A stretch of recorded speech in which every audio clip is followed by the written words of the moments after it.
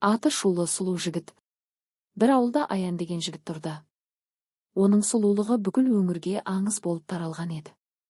Ұзын бойлы, қап-қара шашты, қиғаш қасты, қара көзді, дәл суреттен түскендей келбетті жігіт. Қыздар оның бір көзқарасына ғашық болатын. Үлкендер мына бала нағыз сері, баяғының төлегені мен Естая сынды дейтін. Бір күні көрші ауылдан Айсәуле есімді қыз Аян туралы естіп қызығушылықпен танысқысы келді. Өзі де ақылды, тәрбиелі, сұлу қыз еді. Кездесіп қалған күннен бастап ақ Айсәуле Аянға ғашық болды. Аян да оған жылы қабақ танытып бірден көңіл білдірді. Көп ұзамай екеуі кездесіп жүре бастады. Бастапқыда бәрі жақсы еді. Аян сыпайы, салмақты болып көрінетін. Бірақ уақыт өте келе Айсәуле оның шынайы мінезін байқай бастады. Аян өте тәкаппар екен. Өзінің сұлулығына сеніп өзгелерді менсінбейтін.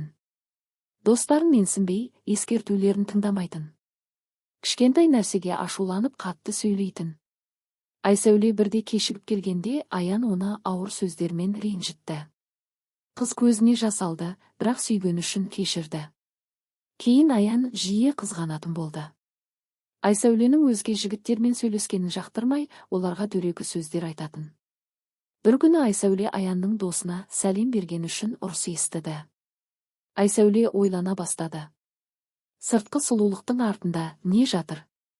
Ол әжесіне барып кеңес сұрады. Әжесі: "Қарағым, адамның көркі жүрегі. Бет әлпеті уақытша, бірақ мінезі өмір бойы қалады.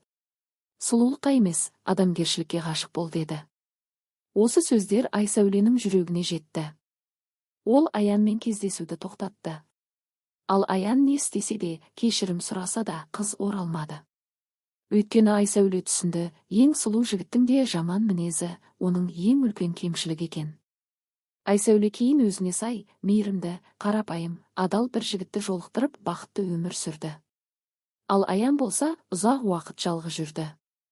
Ол өз қателігін кеш түсінді, бірақ уақыт кері қайтпайтынын ұқты. Сұлулық бәрі емес екенін сол кезде ғана сезінді. Сыртқы сұлулық көзге ғана көрінеді. Адамның шынайы сұлулығы оның жүрегі мен мінезінде.